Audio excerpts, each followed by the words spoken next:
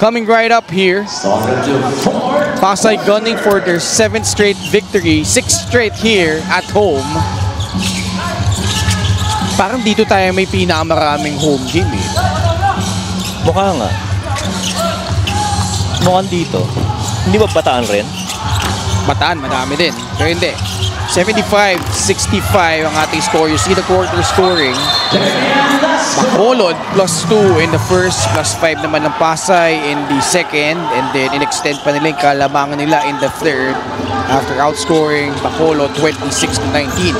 First time na ang Bacolod scores below 20, and then third with just 19. And a lot of the point production have really come for Pasay, have really come from Christian Pajarito. He had 12 in that quarter. Ajay, kick out to Barrera.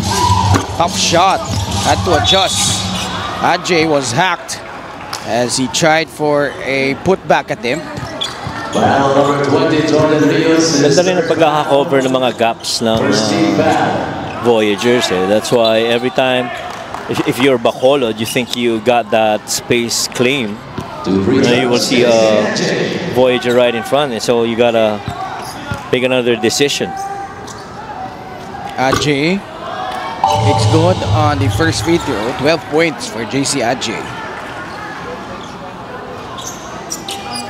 Also a product of STI West Negros University. Special deal from 1xBet. Scan the QR code and claim your special offer. Mintis yung pangalawa. Labing isa pa rin ang lamang, 77-66. Rios to Hilario. Now it's Dan Sara. Reverente. Yeah. Hilario fading away and cashing in from mid-range. Ganda ng pagkaka-atake nila against that zone. Really screening that top side of the zone. And then moving it side to side and allowing that weak side corner fill.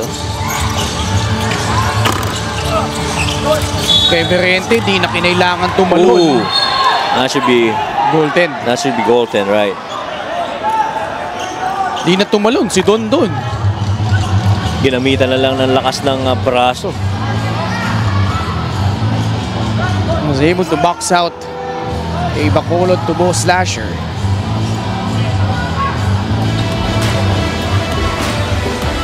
Ayan, hindi na siya tumalon. Ayan, tumama yung kamay ni Jeric sa net. So that should count. And it will count. And a bonus free throw coming up para kay Don Reverente. This is the Voyagers' biggest lead so far, 13. 15 na. Oh, 15 na pala. Oo. Because that shot got counted. Oh, counted eh. Reverente still perfect from the free throw line. 5 out of 5. We talked total of 11 points. Ken, we talked about Bacolod coming in stronger next season. Okay. We talked about that earlier. Hypothetically, who would you wish to play for Bacolod? She's a little action right there between Damian Lasco and Chadi Rangel. Who is a Bacolod native that you would love to see play for Bacolod next season? Does Jeff Chan count? Ilonggo yun, pero pwede. Pwede. Pwede. Negro sniper yun. Yes. Jordan Rios with a free. Ooh. Bagsak si Damian Lasco. Previous to that, meron na kasing nangyaring konting kwentuhan between Chadi and Damian Lasco. This is the game brought to you by 1xBet, the title sponsor of the NBA. Your choice, your victory. Feel more game with 1xBet. Got to credit, was that Malazarte who got trapped in that on that sideline, trapped, immediately releasing it to Ajay and giving it up for what's called a rocket pass, where you give that ball to the top and the top locates diving big on the other end. Hindi ko sasabihin gusto ko silang maglaro sa Bacolod because they have their own teams right now. Pero mga taga Bacolod to si Jeff Manday, saka si Jennifer Cabanag. Oo nga, si Jeff Manday. Back-to-back freeze from Jordan Rios. Who is going to be part of the three-point shootout, right? Si Jeff. O si Jeramer. Hindi, si Jeff. Si Jeff Manday. O si Jeff Manday, di ba? Oo. Ito, pwede din siguro isama to. Nakatalawang tres na Jordan Rios. Oh, ganda rin ang bitawan nito Catch and shoot, properly squared. And his shot is really coming from his space. He's got a good set of legs. That's a good foundation for shots like those from the outside. 20-point lead, timeout, Bacolod. Baka mag-WMPBL yan. Paglaki. Pwede. Di ba? Oo. Lumaki na rin ang lamang ng Pasay. Naging 20 puntos na. 88-68. Si Malazarte, rare show of emotion. Dahil feeling niya nahatak. Pero kita mo, agad na may pag-appear kay Jordan Rios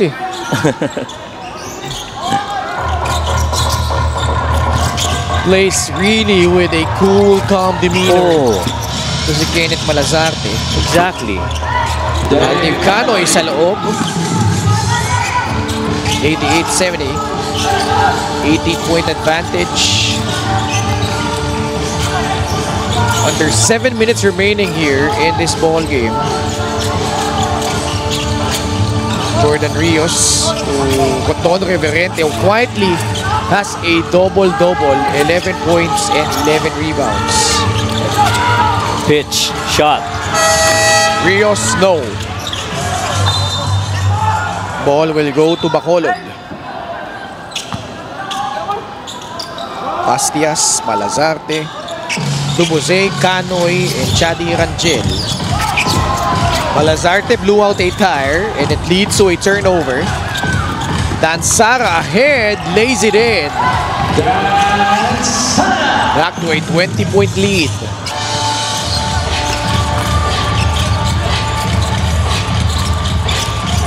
Pastias now got bumped by Toby Agustin. Well, number 24, Toby Agustin is first. Sayang for Bacolod because they were right in there. 56-all kanina. Agree.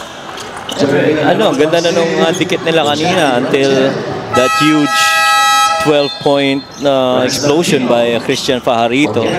That really spread the gap, and right now this is biggest lead of the game for the Voyagers. They're up 20.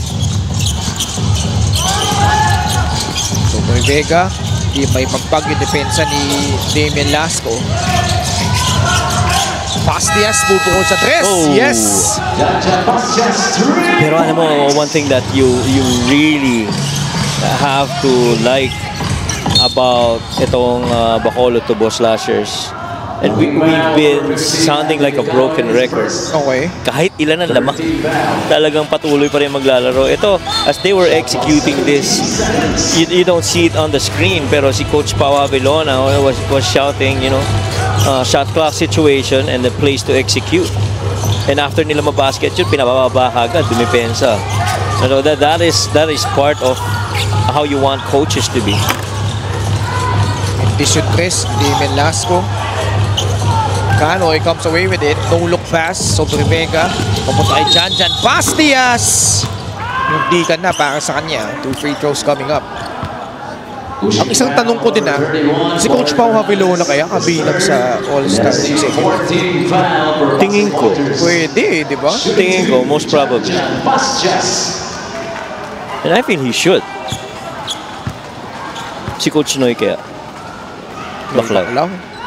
Tingin mo. Sama ba siya? Pwede rin, di ba? Pwede din.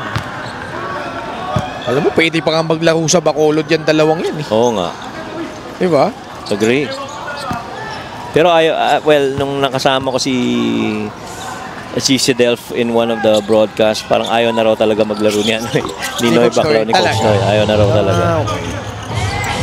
He really is just into coaching. And Ang sarap rin ng feeling ng ganun for players to transition from playing into coaching, and so that you can share whatever knowledge that you've gained, and syempre mga life teachings na rin para dito sa mga players na yung team. Rios bubukol na naman, short. Running start for Aquino. Harold Aquino stops on the dime. Gets the friendly bounce. Renz Aquino with a jumper. And even guys coming off the bench para dito sa Bacolod, that just keeps executing. Hindi bumibitaw sa depensa eh. This is a what? 14-point lead. That was a block from Jeric Villanueva. Aquino to Sobre Vega. We got a wedgie. Jump ball. That gone in, it would have been down to 12. Oo nga. 12 na lang dapat yan kung pumasok yun. Baseline inbound para sa Bacolod. 19 seconds to shoot. Sobre Vega, wala.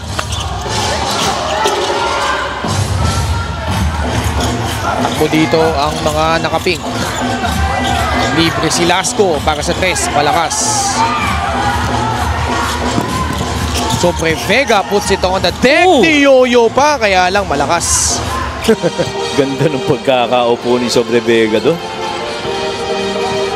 Hindi naanan niya yung dalawang depensa eh. Lumusot sa gitna. Under 4 minutes remaining. 1976. Lasco kicks it out. Rios again. Too strong. The pass to Bastias. Block but also contact down low against Daryl Manliguez. Lahat ng fast break opportunity sinasabayan rin talaga ni Daryl Manliguez. This was that leak out. And defense in transition para kay Daryl Manliguez.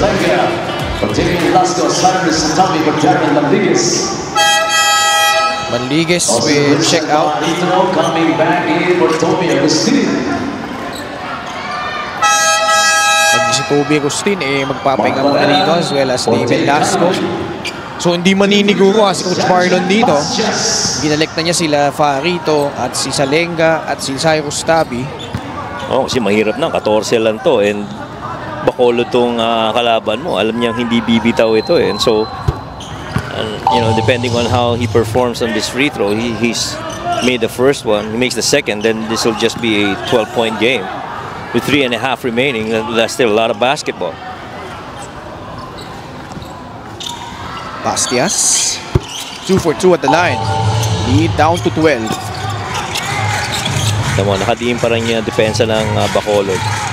It almost feels like they don't even look at the scoreboard. Laro lang ng laro, diretso lang ng diretso, execute lang ng execute.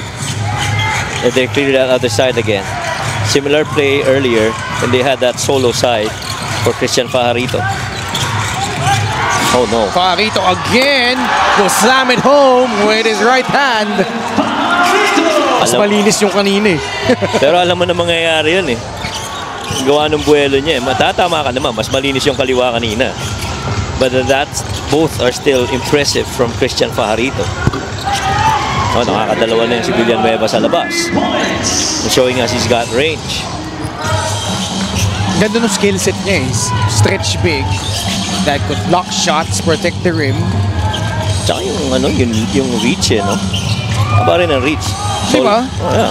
Naalala mo ng first quarter, 5 blocks siya agad against Batangas. Yes. Tabi got clipped. Medyo pinakitaan naman tayo ni Christian Fajarito doon ng mga times niya inside the paint. Play of the game brought to you by OneXBet, the title sponsor of the MPBL. Your choice, your victory. Feel more game with OneXBet. With a lot of authority from Christian Fajarito. Not as clean as the first one though, but that's still good. Matiin pa din. Cyrus the Righteous. We never got to that answer, no? Maya, tanungin natin si Richard. And the most the best to you. I know there are a lot of really good intro music for our teams. Oh, O sino sa'yo? dami eh. Oh. Sabihin ko na yung sa akin. Oh, sige, sabihin mo yung sa'yo. Yung sa Heat Waves. All of the lights, di ba? Tagal na nila yung team song eh. Parang season 5 pa lang yata. Yan na yata yung kanta nila eh.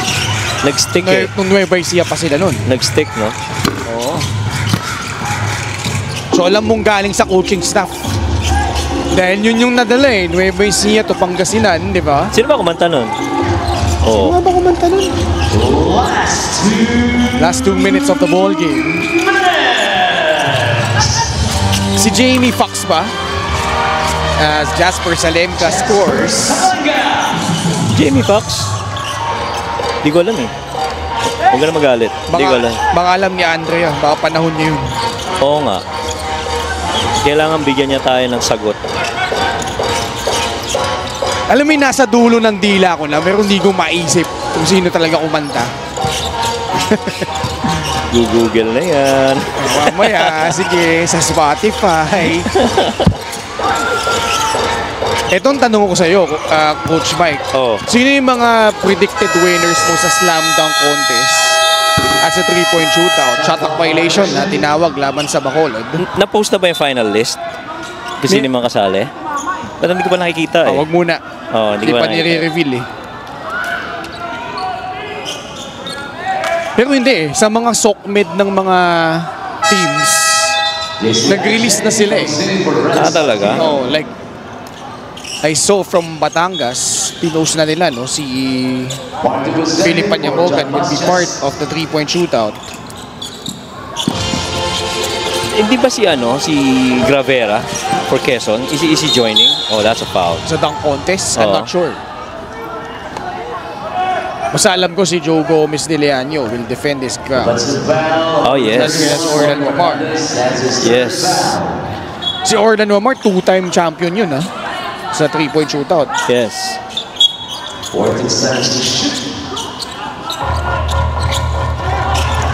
77 seconds remaining. Well, sige. Di pa naman nilalabas yung listahan. Pero, who would you like to see in the slam dunk contest and in the 3-point shootout? As the basket will go in for JC Adjei plus a foul. Well, definitely Joe to defend his title. Okay. Poyak 2. Boy. Sino pa? And there's a lot. Sa 3-point shootout, sino? Sa Nueva Ecija ba sino? Hindi ko pa alam eh. Honestly, may binigay na listahan. Hindi ko na maalala. Hindi pa nila nare-release eh. Yeah, Pero hindi, theoretically lang. Kung wari di natin alam. Theoretically. Sino yung gusto mong mapabilang doon? Christian Manaytay? Sa dunk contest? Yes. Okay.